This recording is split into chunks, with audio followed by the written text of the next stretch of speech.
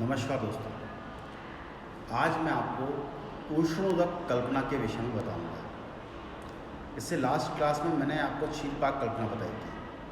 देखिए, क्षीरपाक के विषय में थोड़ी सी बात और करना चाहूँगा जो उस समय छूट गई थी।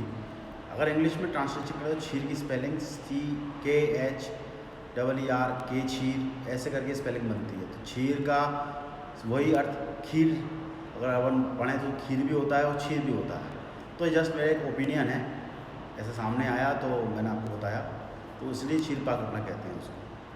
अब ऊष्मोदक कल्पना के विषय में मैं छोटी सी एक बात बताता हूँ। ऊष्मोदक है क्या? ऊष्ण मतलब होता है गर्म करना। ऊष्ण मतलब गर्म, ओदक मतलब होता है जल। ऊष्ण ओदक यानी गर्म जल, सीधी सीधी परिभाषा है। हम कुछ नहीं करते, सिर्फ पानी को उबालना है।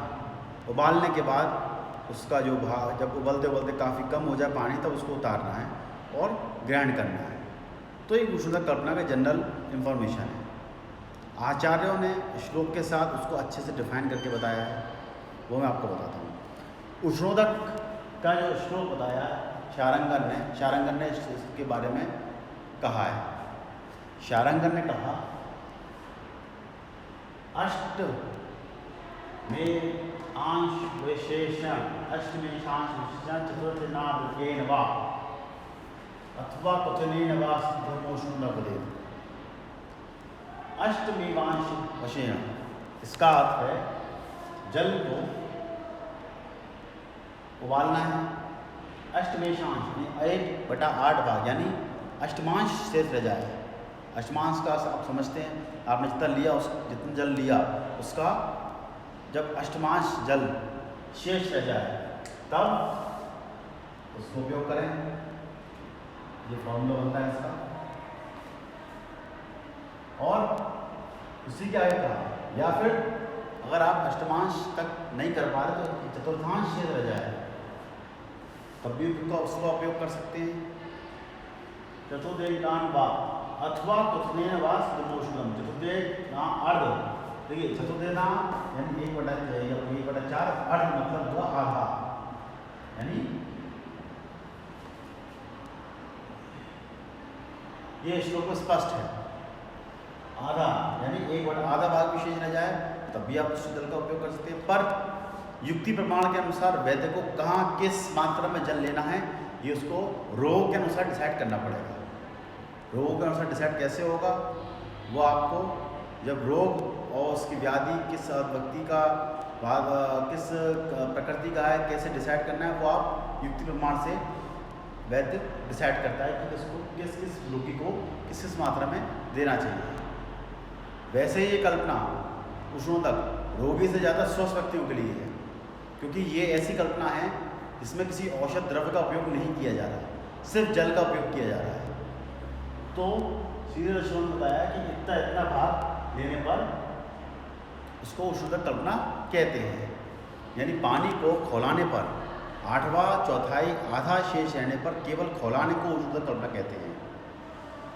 इसके अंदर विशेष बात क्या याद रखने वाली है, वो जो है पानी को, जैसे मैंने क्वाथ में भी आपको बताया था कि क्वाथ कल्पना में भी इस कल्पना का एक कल्पना में लिया गया है, पर इसमें द्रव्यों का अभाव है। द्रव्य नहीं, सिर्फ केवल जल है।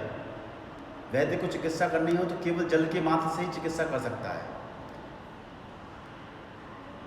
आचार्यों ने कहा कि एक बार पानी को उष्ण करने के बाद, अगर आपने पानी को पर्टिकुलर गर्म किया और अपने आप 1/8 भाग आधा भाग जैसा भी आपने पानी हो गया, वो पानी किसी कारण से ठंडा हो गया, मतलब वातावरण के प्रभाव से चालन समन विकर्ण, आपने पच्चीस में पढ़ा होगा, इनके ऊर्जा की हानि होती रहती है, इससे वो ठंडा होगा।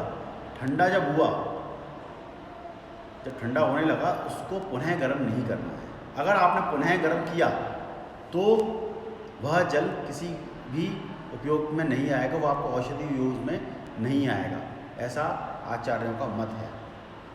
क्योंकि गर्म करने पर उसको दोबारा गर्म करेंगे दोष युक्त हो जाएगा। उसकी प्रॉपर्टी जो है, उसके अंदर जो प्रॉपर जो आपको मिलना चाहिए था मिनरल, वो नहीं मिल पाएंगे। क्योंकि आपने गर्म किया उसके पर्टिकुलर मिनरल्स जो है एक्टिव हो गए, आपने ठंडा हुआ फिर गर्म किया तो वो मिनरल जो एक्टिव थे वो भी डिसएक्टिव हो गए, तो दोष युक्त पानी हो गया। आप घर में करके दे सकती हैं, पहले आप गर्म पानी करके ठंडा करके नॉर्मल ठंडा करके आप उसको पीने की कोशिश करें, उस पानी को पुनः गर्म करें, पुनः गर्म करें, पुनः गर्म करें, तो देखना पानी का टेस्ट बिल्कुल चेंज हो जाएगा।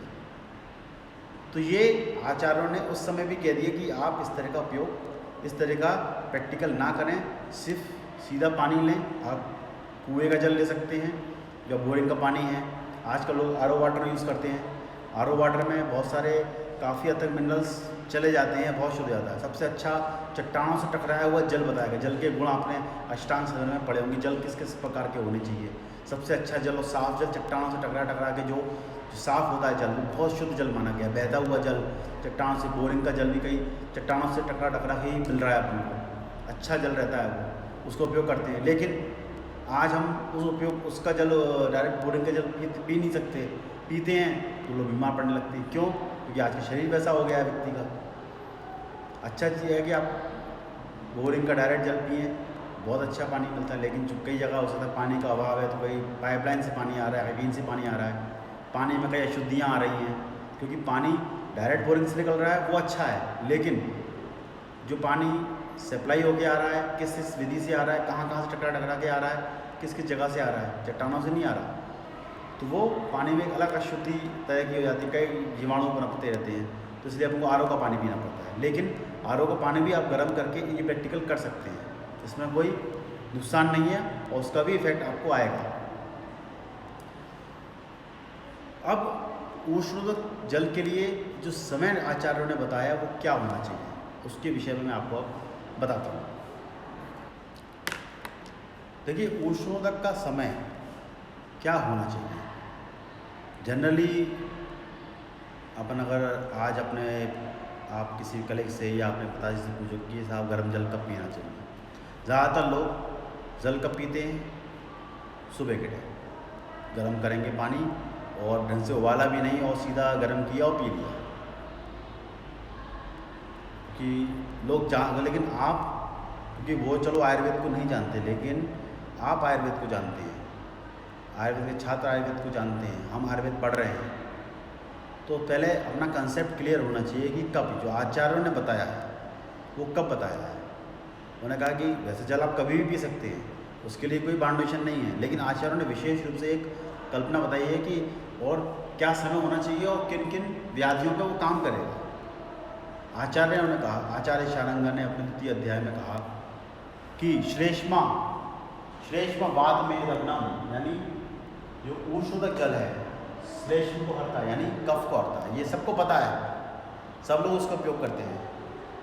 वात मेदो अग्नम, मेद को भी घटाता है।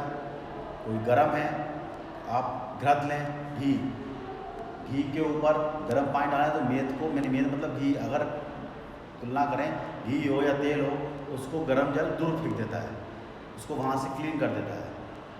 वही बॉडी के साथ भी होता है। आपने गर्म जल लिया तो वो आपके जहाँ स्टमक में, कहीं बॉडी में जहाँ मेद होगा उसको क्लीन करेगा, उसको निकाल देगा वहाँ से। श्लेष्मा वात, श्लेष्मा आम बात को दूर करेगा, आम बात की बीमारी होती है, मतलब रात व्याधियों को भी दूर करेगा गर्म जल। मेदो अग्नम, मेद को हरेगा, मैंने आपको बताया।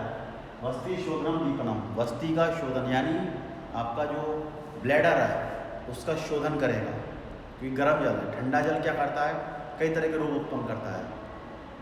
ठंडा जल जाएगा, मंदाग्नि करेगा बॉडी के अंदर, अपने पेट में गया, पेट में जाने के बाद वो क्या करेगा ठंडा जल, क्योंकि आप देखिए ठंडा जल आपकी अग्नि को मंद कर देगा, अंदर जलती हुई अग्नि जो आपकी जठराग्नि उसको मंद कर देगा। तो स्वाभाविक है कि मंद करेगा तो बहुत सारे रोग उत्पन्न करेगा, अग्नि को बुझाएगा। अपनी बॉडी में अग्नि जलती रहेगी, अग्नि प्रदीप्त रहेगी, तो उसका रूप पूरी बॉडी में अपने आप दिखता है। तो वस्ती का शोधन करेगा, वस्ती शोधन दीपनम, यानी अग्नि को दीप्त करेगा। अब यहाँ ये प्रश्न नहीं मत उठाना कि आग में पानी, गर्म पानी में डाल दो आग बुझ जाती है, बुझती है, लेकिन यहाँ पे आग दूसरे रूप में विद्यमान है। अग्नि का रूप यहाँ पे खाली दिया नहीं है या आग जल दी नहीं है, यहाँ पे अग्नि अपने एसिड के रूप में विद्यमान है। एक गर्म जल भी एक अग्नि का ही रूप है। जल अग्नि से मिलता है अम्ल, जल अग्नि से अम्ल बना तो जल अग्नि, तो यहाँ अग्नि का रूप है, यहाँ अग्नि की वहाँ विशेषता है। तो वस्ती शोधन दीपनम, अग्नि को दीप्त करेगा। काश श्वास ज्वरनम, ज्वर रस की दृष्टि से होता है, श्वास की बीमारी जो हुई वो भी कफ की दृष्टि से होती है, काश ये भी कफ की दृष्टि से हो रहा है। पीत मोक उष्णकम, यानी इनको ज्वर में, श्वास में, खांसी में ये रिलीफ, तुरंत रिलीफ देगा। पीत मोक उष्णकम, यानी अब हमको पीना चाहिए।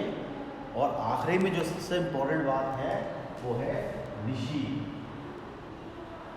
निशी मतलब होता है रात्रि। जल को रात्रि में पीना चाहिए। जल को उबालने के बाद अष्टमांश उसका शेष रह जाए, तब जब वो थोड़ा सा मामूली से ठंडा हो जाए कि आपके पीने योग्य बन जाए, तब उसका सेवन करना चाहिए। मैंने किया है, बहुत अच्छे इफ़ेक्ट हैं उसके। आपको उसी के मदद से 80% बीमारियां नहीं होंगी। अगर आपको रात में कुछ ऐसा तेली या ऑयली कुछ चीज़ खाई है तो आप इसका उपयोग कर सकते हैं। करेंगे तो आपको तुरंत इफेक्ट मिलेगा, क्योंकि आपके जो कि आपके गले में या जो खाना फंसा, या फिर आपकी जो आपने जो भी तेल या गिरत जो भी आपने पान किया है वो कहीं जाके अटका है, तो ये जल उसको क्लीन करके निकाल देगा। मेद को हरेगा, इसलिए मेद बोला गया, मेदो अग्नम।